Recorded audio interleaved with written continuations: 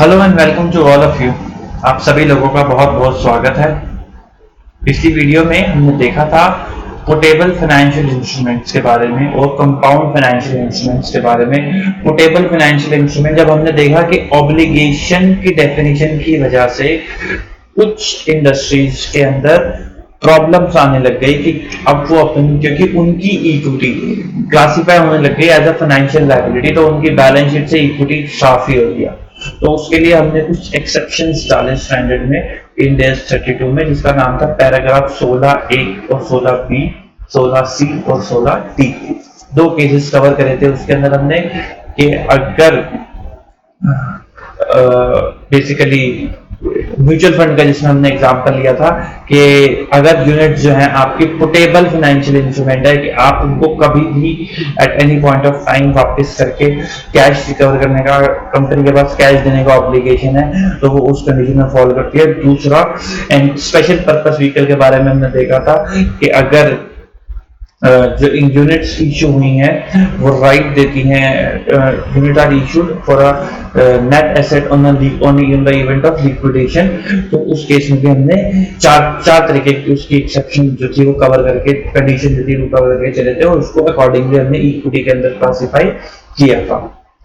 Compound financial instrument on the other hand हमने देखा था कि उसके अंदर दो एलिमेंट होते हैं, नंबर एक इक्विटी, नंबर दो लायबिलिटी। क्योंकि बैलेंस शीट में इक्विटी और लायबिलिटी को हम अलग अलग दिखाते हैं, तो हमें इस फाइनेंशियल इंस्ट्रूमेंट में से उन दोनों एलिमेंट को अलग करना पड़ेगा, इक्विटी को निकाल के अलग करना पड़ेगा और लायबिलिटी को निकाल के भी अलग करना पड़ेगा, सो दैट हम उससे अपने फाइनेंशियल स्टेटमेंट में अलग से क्लासिफाई करके चल सके।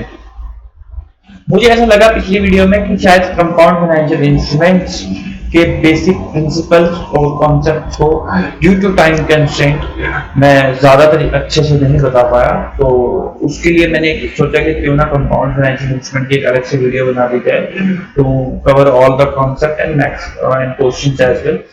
तो टुडे जो आज वीडियो है इसके अंदर हम बात करेंगे कंपाउंड फाइनेंशियल इंस्ट्रूमेंट्स की, कि क्या उसके कॉन्सेप्ट हैं, हम वेरियस एग्जांपल्स देखेंगे कॉन्सेप्ट कंपाउंड फाइनेंशियल इंस्ट्रूमेंट्स के, कब वो एम्बेडेड डेरिवेटिव की तरह ट्रीट होने लग जाता है वो भी हम देखेंगे।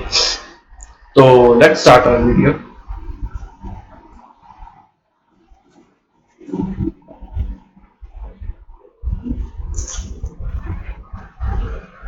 बेसिकली जैसा मैंने आपको बताया था फ्रेंड्स कि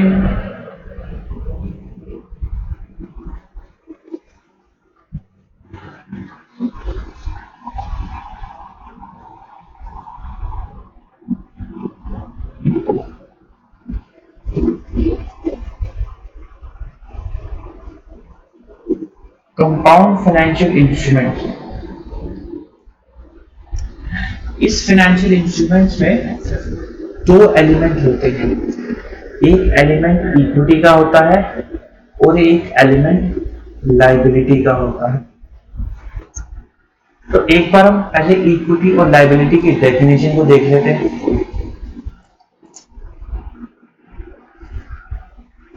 हमने बात करी थी इक्विटी और लायबिलिटी, हमने डिफरेंस देखा था, एक देखा था कि अगर ऑब्लिगेशन नहीं है तो इक्विटी, लेकिन अगर ऑब्लिगेशन है तो लायबिलिटी। इसका मतलब क्या है कि अगर मेरे पास कोई अनकंडीशनल कॉन्ट्रैक्चुअल राइट है कि मैं पेमेंट को अवॉइड कर सकता हूं, मेरे पास कोई ऑब्लिगेशन नहीं है, I don't have any obligation to pay you something, I have an unconditional right to avoid the payment, तो उस केस में अगर मेरे पास ऐसा कोई राइट है कि मैं उसको अवॉइड कर सकता हूं, मेरी वो ऑब्लिगेशन नहीं है, तो वो इक्विटी के अंदर क्लासिफाई हो जाता है, अदरवाइज वो लायबिलिटी के अंदर क्लासिफाई होता है। यानी कि अगर ऑब्लिगेशन है, आई डोंट हैव एनी, मेरे पास ऐसा कोई राइट नहीं है कि मैं उसे अवॉइड कर सकूं, तो फिर वो लायबिलिटी बन जाता है। और अगर मेरे पास ऐसा राइट है कि मैं उसे अवॉइड कर सकता हूं, तो फिर वो इक्विटी बन जाता है, क्योंकि ऑब्लिगेशन नहीं होने पे वो इक्विटी है और ऑब्लिगेशन होने पे वो लायबिलिटी है। बड़ी जाहिर सी बात है, अगर कोई सामने वाली पार्टी है जो अधिकार रखती है मेरे से कुछ पैसा लेने का, तो मेरी वो लायबिलिटी है, मेरे को उसको देना ही पड़ेगा। लेकिन अगर मैं अधिकार रखता हूँ कि मैं उस पैसे को देने न देने की इवेंट को कभी भी टाल सकता हूँ, उसे अवॉइड कर सकता हूँ, वो अनकंडीशनल होना चाहिए। क्योंकि कंडीशन के केस में वो कॉन्टिंजेंट सेटलमेंट प्रोविजन के कुछ प्रोविजन से करने लग जाते हैं, कंडीशन को हटाते हैं। अगर वो अनकंडीशनल है तो फिर वो इक्विटी के अंदर क्लासिफाई होके चलता है कि अगर मेरे पास राइट है, मेरे पे कोई ऑब्लिगेशन नहीं है, मेरे पास राइट है कि मैं उसको अवॉइड कर सकता हूं, तो वो क्या है, इक्विटी। दूसरा केस हमने देखा था settlement in entity own equity instrument.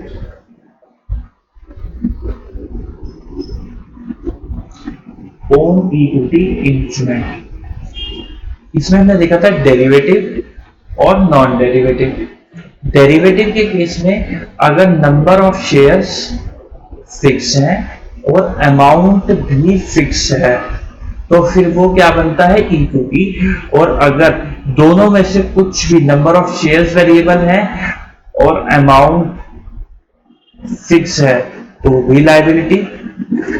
और अगर नंबर ऑफ शेयर्स फिक्स है बट अमाउंट वेरिएबल है तो भी लायबिलिटी। तो ये दोनों कंडीशन पूरी होनी चाहिए। और ये मैंने उल्टा लिख दिया,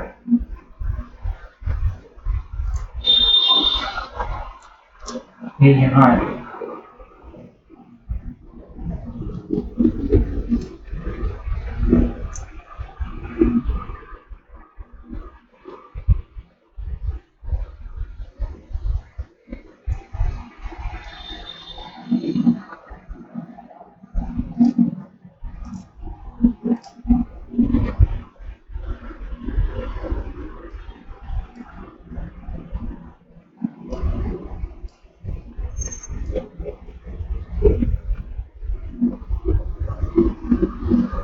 हाँ जी,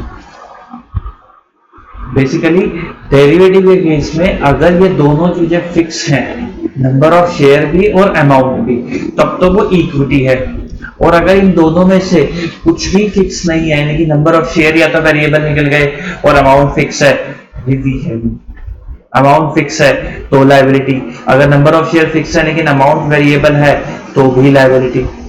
नॉन डेरिवेटिव केस में देखा था नंबर ऑफ शेयर, अगर नंबर ऑफ शेयर फिक्स है, अगर नंबर ऑफ शेयर्स मेरे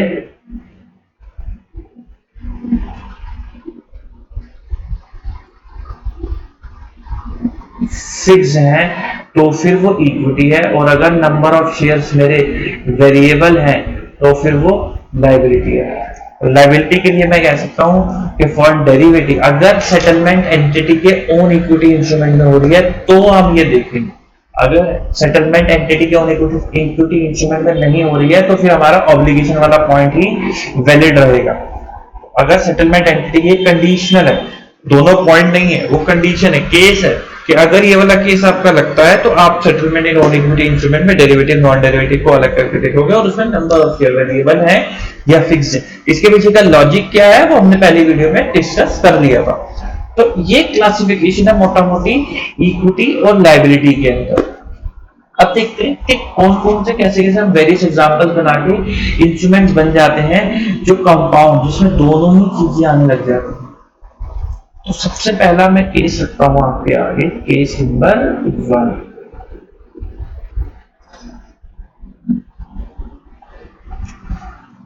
मैंने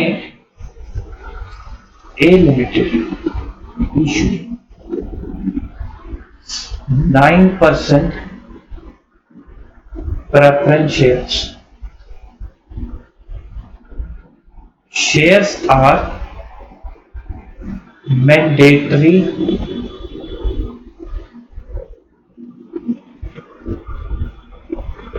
redeemable and dividend is payable annually, वो भी मैंडेटरी। तो अब जरा एक बात सोच के बताओ कि जो मेरा प्रिंसिपल है क्या उसकी ऑब्लिगेशन है, मेरे पास ऑब्लिगेशन है कि मेरे को उसको पे करना पड़ेगा प्रिंसिपल को। यस, वो मैंडेटरी मैंडेटरी रिडेमेबल है, तो मेरे प्रिंसिपल की ऑब्लिगेशन है कि आई हैव टू पे, तो प्रिंसिपल अमाउंट जो है वो लाइबिलिटी के अंदर क्लासिफाई हो जाएगा। जो मेरा इंटरेस्ट कंपोनेंट है वो भी एनुअली है जाए, लेकिन वो मैंडेटरी पेबल है, तो क्या मेरी ऑब्लिगेशन है? Yes, I have an obligation to pay, मैं उसे अवॉइड नहीं कर सकता, तो वो भी लाइबिलिटी में हो जाएगा। तो is this a compound financial instrument? क्या ये कंपाउंड फाइनेंशियल इंस्ट्रूमेंट है? The answer is no, it is an financial, ये इंस्ट्रूमेंट लाइबिलिटी है।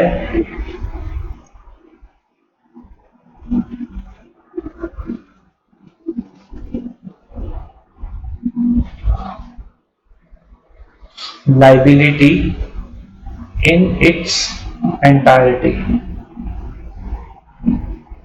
मतलब ये पूरा इंस्ट्रूमेंट ही एक लाइबिलिटी है, इसके अंदर कोई इक्विटी छुपा हुआ नहीं है। अब आगे, अब हुआ क्या कि मान लो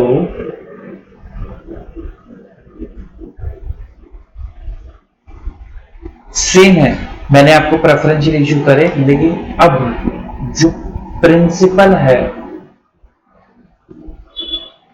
वो रिडीमेबल है eight the option of holder,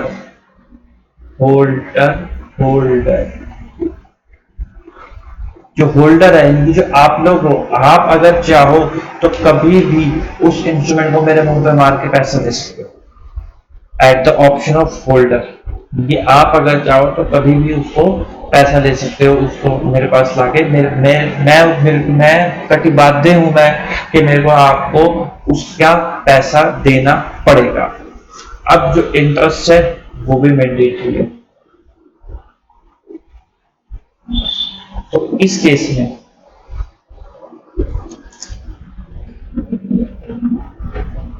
जो प्रिंसिपल है वो क्या है? क्या as an entity A limited के पास ऑप्शन है कि वो इस प्रिंसिपल की पेमेंट को अवॉइड कर सकता है? No, no option to avoid,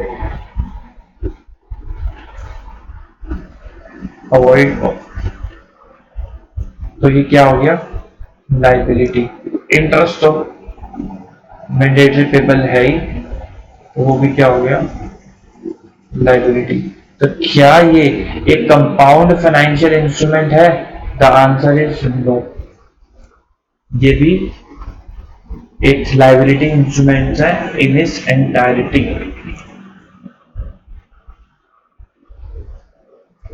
case number 3, जो प्रिंसिपल अमाउंट है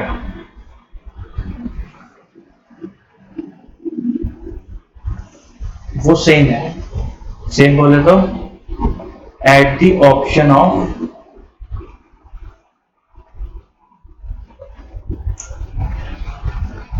होल्डर।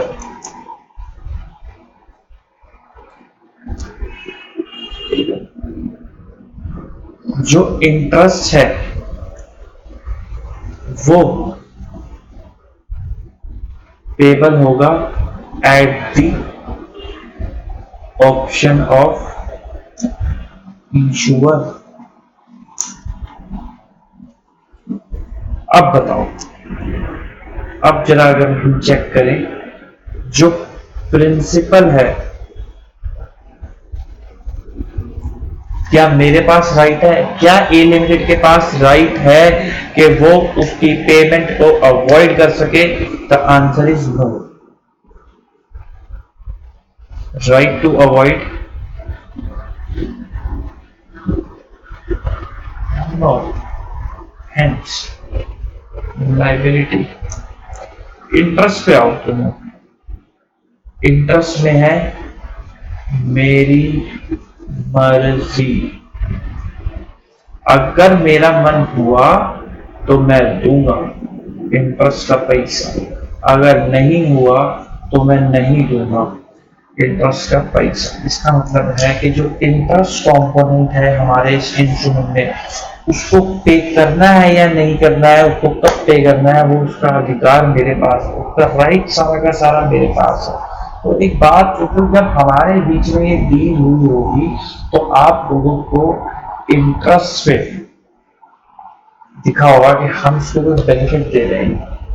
इंटरेस्ट इसके पास ऑप्शन चला जाएगा कि ये जब चाहे तब पे कर सकता है, तो हम इसको कोई बेनिफिट दे रहे हैं तो we should charge some extra thing from him, कि हमें इसको इस ऑप्शन का एक्स्ट्रा पैसा इससे लेना चाहिए। या हम वो कैसे ले सकते हैं, या तो इंटरेस्ट रेट बढ़ा दोगे, या अगर मार्केट में 10 दिन मिलता है तो आप कहोगे फिर आप हमें 12 देना, आप देना अपनी मर्जी से, लेकिन जब भी देना हमें 12 देना है, या फिर अदर टर्म्स भी हो सकती हैं, वो हम कॉन्ट्रैक्ट का क्या पता वोटिंग राइट मांग लो, तो कुछ भी हो सकता है। तो उसमें क्योंकि मेरी मर्जी चल रही है, I have an right to avoid, मैं चाहूं तो इस इंटरेस्ट के पेमेंट को अवॉइड कर सकता हूं। तो ये वाला पोर्शन जो हो गया, ये हो गया इक्विटी। क्योंकि ये इक्विटी हो गया तो एक कंपोनेंट लायबिलिटी है और एक कंपोनेंट इक्विटी है। तो क्या ये कंपाउंड फाइनेंशियल इंस्ट्रूमेंट है? The answer is yes. ये इंस्ट्रूमेंट कंपाउंड फाइनेंशियल इंस्ट्रूमेंट को क्वालिफाई करता है।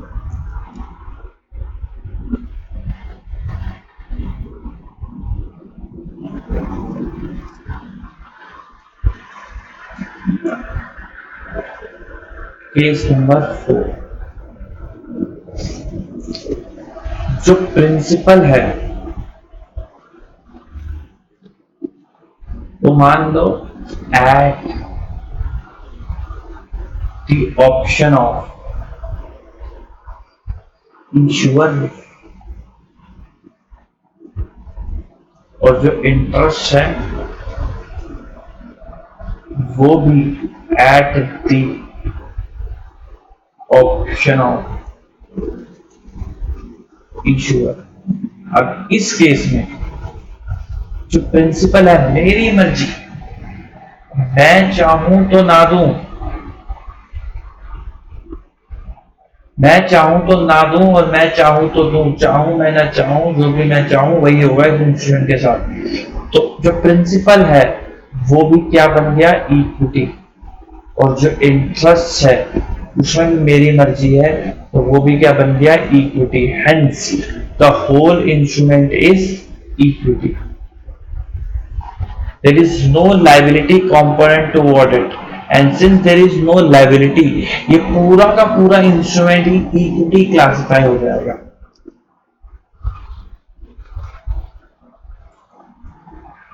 केस नंबर 5,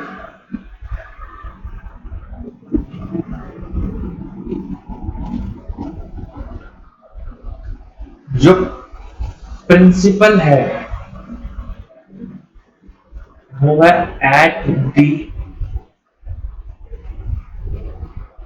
ऑप्शन ऑफ, क्या करें हमने क्या क्या कंसिडर कर लिया, ईश्वर के दोनों केस ले लिए, हमें काम करते हैं eight the option of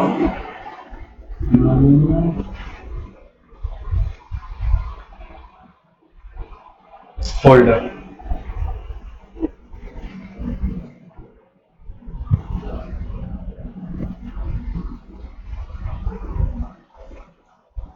To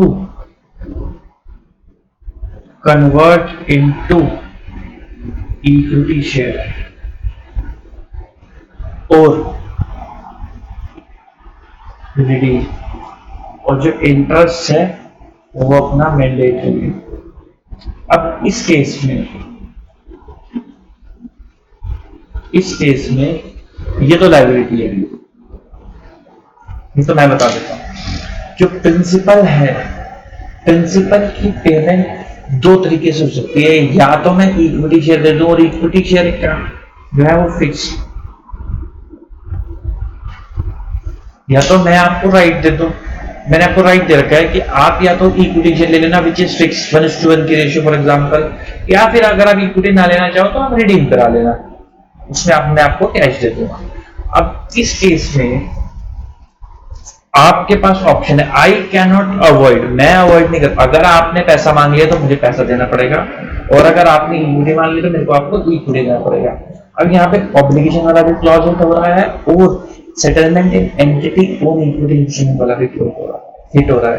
तो हम उस केस में क्या करेंगे, हम ये देखेंगे कि आप देखो जो प्रिंसिपल अमाउंट मेरे को आपको देना है, मेरे पॉइंट ऑफ व्यू से क्या मैं उसे अवॉइड कर सकता हूँ?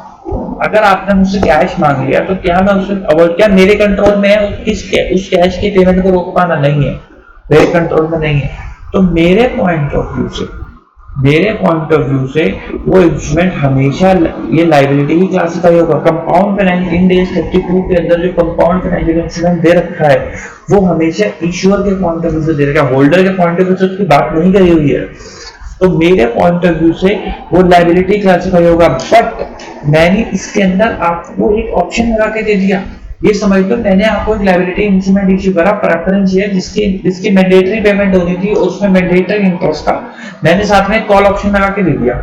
कॉल ऑप्शन का मतलब क्या है? यू हैव एन राइट, आपके पास राइट है कि आप कभी भी उस कॉल ऑप्शन का इस्तेमाल करके मेरे से शेयर ले सकते हो। मैंने साथ में एक डेरिवेटिव इंस्ट्रूमेंट लगा के दे दिया।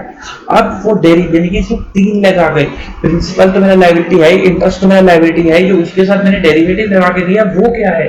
तो डेरिवेटिव क्योंकि उसके सेटलमेंट एंटिटी के ओन इक्विटी इंस्ट्रूमेंट में हो रही है, इसलिए हम देखेंगे कि डेरिवेटिव और नॉन डेरिवेटिव। डेरिवेटिव में 2 चीजें फिक्स होनी चाहिए थी, नंबर ऑफ शेयर और अमाउंट। इसमें नंबर ऑफ शेयर मैंने फिक्स कर दिया, अमाउंट तो फिक्स है ही। तो ये जो ऑप्शन है ना, ऑप्शन ये वाला, ये ऑप्शन, ये इक्विटी है। तो ये एक ऐसा इंस्ट्रूमेंट बन गया जिसके अंदर लायबिलिटी भी है और जिसके अंदर इक्विटी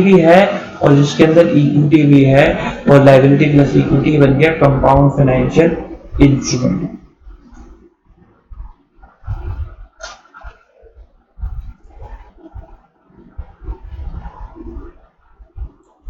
अगला केस ले लेते हैं।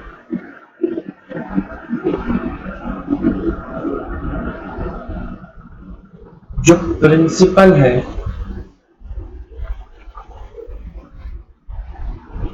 वो eight the option of holder है कि वो कन्वर्ट करा ले या फिर रिडीम करा ले, या एट दी ऑप्शन ऑफ हम इसको होल्डर में रख के इश्योर रखते हैं। ये वाला केस तो आपको समझ आ ही गया वो कि या तो वो उसको सेटल कर दे अपने इंस्ट्रूमेंट में या फिर वो उसको रिडीम कर दे। ये जो शेयर्स होंगे इसकी वैल्यू डिटरमाइन होगी at the time of redemption, और इंटरेस्ट तो मैंडेटरी है।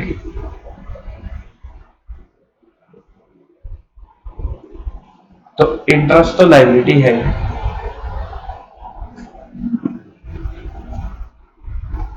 इसकी बात कर लेते हैं।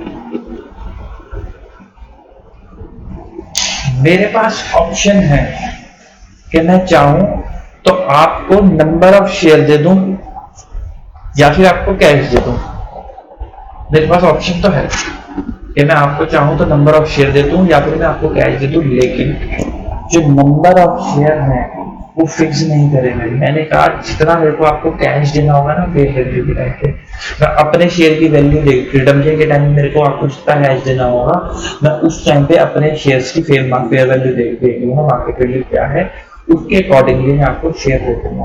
तो इसका मतलब मैं दे तो आपको कैश ही रहा हूं, मैं बस आपको शेयर्स को कैश बना के 100 रुपए का नोट ना देके 100 रुपए के उतने शेयर दे रहा हूं और अपनी लायबिलिटी को सेटल ऑफ कर रहा हूं। तो पेमेंट इवेंचुअली मैं आपको कैश में ही कर रहा हूं या फिर मैं शेयर से सेटलमेंट करने की कोशिश कर रहा हूं।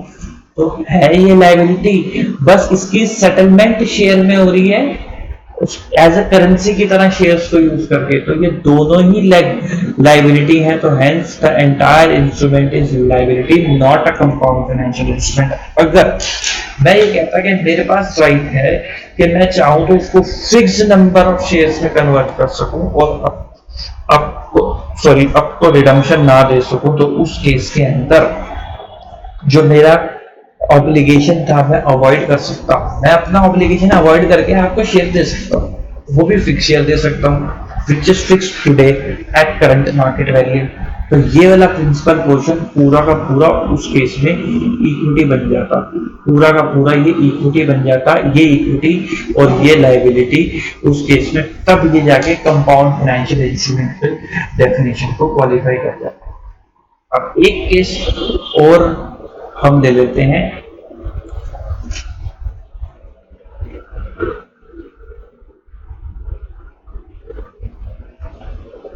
केस 7। जो मैंने आपको प्रिंसिपल का जो पेमेंट है, होल्डर के पास ऑप्शन है कि मैं ये कहूं कि same as case number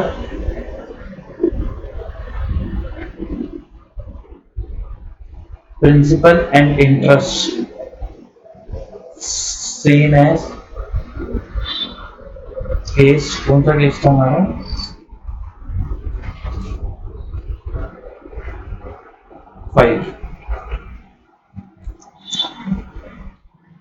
same as case number 5, ठीक है। बट जो रेट ऑफ इंटरेस्ट है वो इस हमने मार्केट वैल्यू पे लिया है।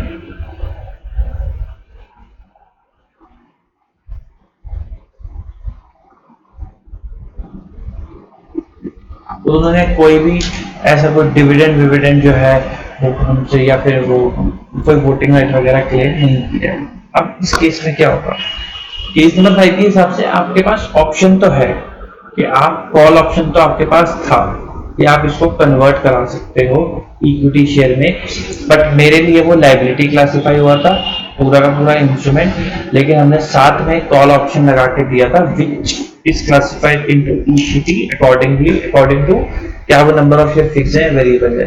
अगर नंबर ऑफ शेयर फिक्स थे तो वो जो कॉल ऑप्शन मैंने आपको दिया डेरिवेटिव फाइनेंशियल इंस्ट्रूमेंट है, जो फिक्स है तो इक्विटी क्लासिफाई हो गया था, और अगर नंबर ऑफ शेयर वेरिएबल होते तो वो भी वहां पे लायबिलिटी क्लासिफाई हो जाता। लेकिन इस केस में मैं आपसे कह रहा हूं कि मैंने आपको राइट दिया कि आपको एक कॉल ऑप्शन दिया, लेकिन मैंने उस कॉल ऑप्शन का आपसे कोई पैसा चार्ज नहीं करा, मैंने ये केस दिया ही नहीं, मैंने ये बनाया ही नहीं कि आपको आपसे कुछ मैं एडिशनल ले रहा हूं फॉर इक्विटी।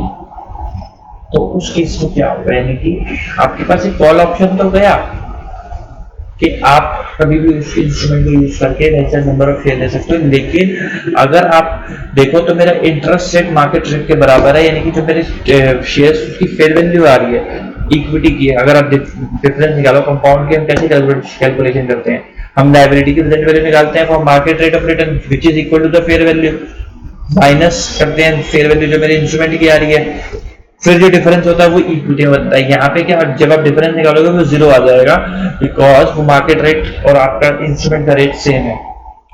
तब उस केस में हम क्या करेंगे, तब वो क्या केस बनेगा, वो ये अगर आप ध्यान से समझो कि मैंने आपसे इक्विटी का कोई पैसा नहीं दिया, बट मैंने आपको एक कॉल ऑप्शन डाल के दे दिया which is embedded into the whole instrument।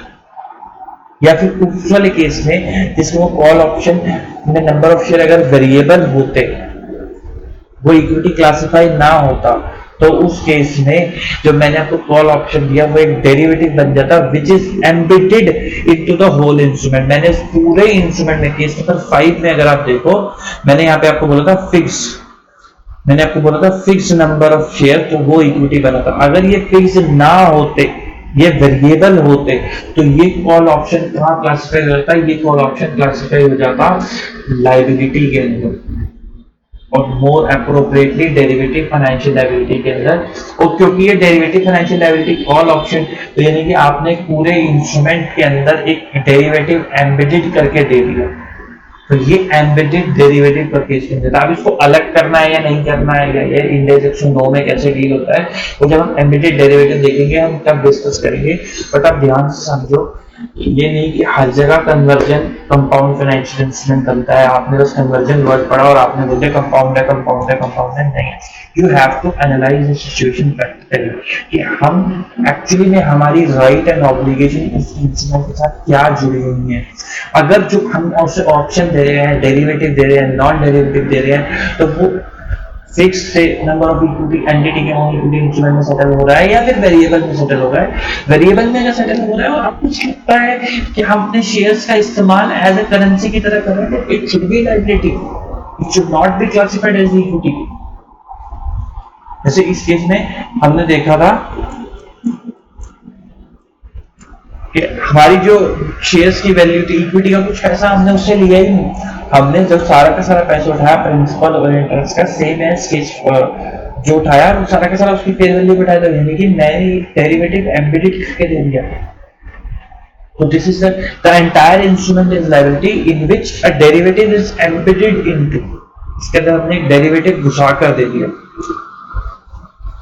तो इस तरीके से हम अपने कंपाउंड फाइनेंशियल इंस्ट्रूमेंट को क्लासिफाई करके चलते हैं, जहां आपको हर एक केस को, हर एक उस इंस्ट्रूमेंट की हर एक लेग को आइडेंटिफाई करना है कि क्या वो लायबिलिटी क्लासिफाई हो रहा है या फिर वो इक्विटी क्लासिफाई हो रहा है, या फिर तीसरी लेग जो है उसकी कन्वर्जन, जैसे कि वो कौन सी डेफिनेशन के को सेटिस्फाई करती है। ये नहीं कि जहां कन्वर्जन देखा वहां कंपाउंड लाना शुरू कर दिया, आपको हर एक लेग को उसको आइडेंटिफाई करके चलना है। आई होप आपको इस वीडियो से कंपाउंड फाइनेंशियल इंस्ट्रूमेंट्स पे ज्यादा क्लैरिटी मिल पाई होगी, एंड आई बिलीव सो कि इन केसेस के थ्रू आपको इक्विटी लायबिलिटी के बीच का जो डिस्टिंक्शंस था वो ज्यादा क्लियर हो पाएंगे। Thank you for watching the video till and. अगर आप लोगों की कोई सजेशंस है तो डेफिनेटली मेरे को कमेंट बॉक्स में बताइए, so that I can improve my content, so वो आपके लिए भी और भी ज्यादा यूजफुल हो सके। Thank you again for watching the video till end. Thank you, bye.